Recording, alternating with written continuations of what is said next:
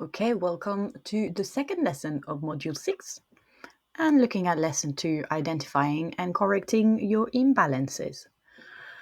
So now if you feel like sometimes I think most of us have got this, one side of my split is always better than the other, feeling stronger on one side, tighter on the other, my straddle middle split isn't centered, I lean to one side. So here is a lesson to learn why imbalances happen and how to retrain and finding the best drills. All right, so let's even things out.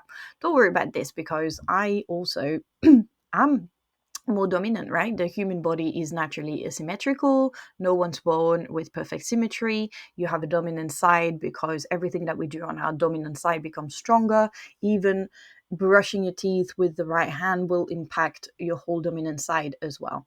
So your non-dominant side tends to compensate in order to try and keep up, but this kind of creates tightness, and your pelvic positioning and spine alignment also impact your flexibility.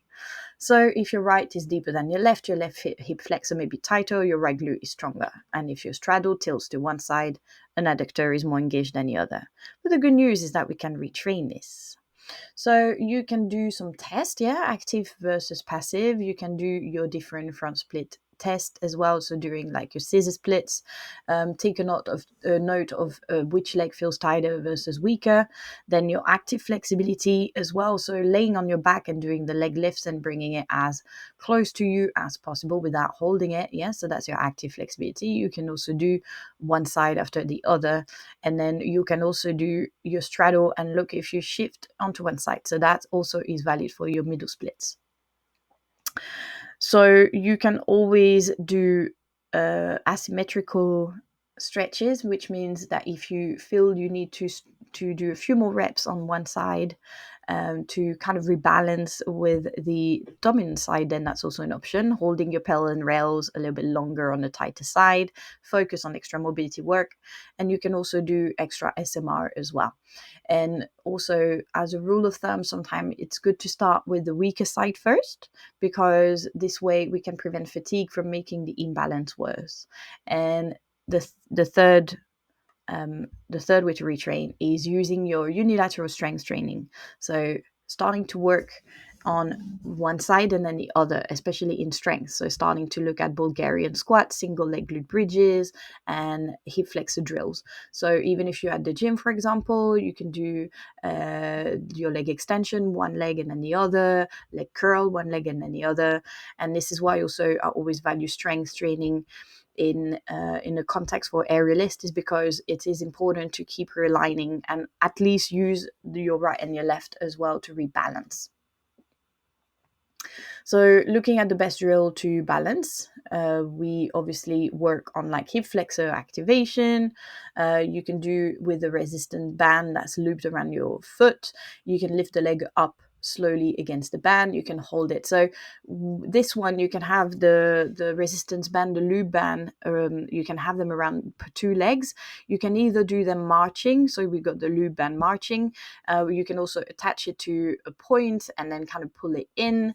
And you can also have them around the ankles and lie down and try and lift the leg against the other. So try and lift it up. So you can do this as an activation drill. Then you can do obviously your pels and rails for unbalanced split. You can start going into a deep lunge. You can do your pel pressing the front leg into the floor, and then the rail actively to pull a little bit into the stretch for 10 seconds and then repeating. So your pels and rails really apply well.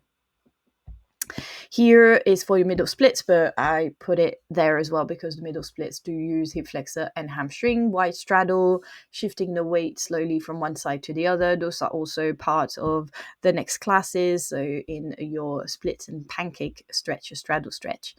And we do some switching side, and we also work a little bit on the back. So you will see that in the next courses. Unilateral glute activation, you can do, again, single leg glute bridges, holding for 3 seconds, repeating 10 repetition, and you can add several repetition on the side that you consider slightly weaker. So on this end, you also improve your pelvic position. Remember the test that we did as well into your active, where we did the single leg lift and you were trying to hold and stabilize in the air as well, that we discussed in the previous lessons.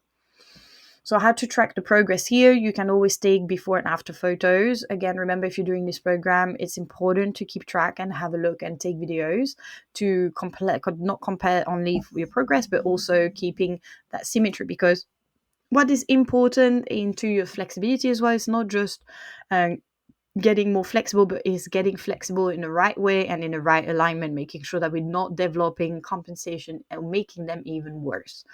So it's important also to keep testing your active and your passive flexibility in order to try and build the same amount of control, or at least as close as possible on both sides, and then adjusting your reps and hold as needed. Yeah, so it's important here to build awareness and keep consistent.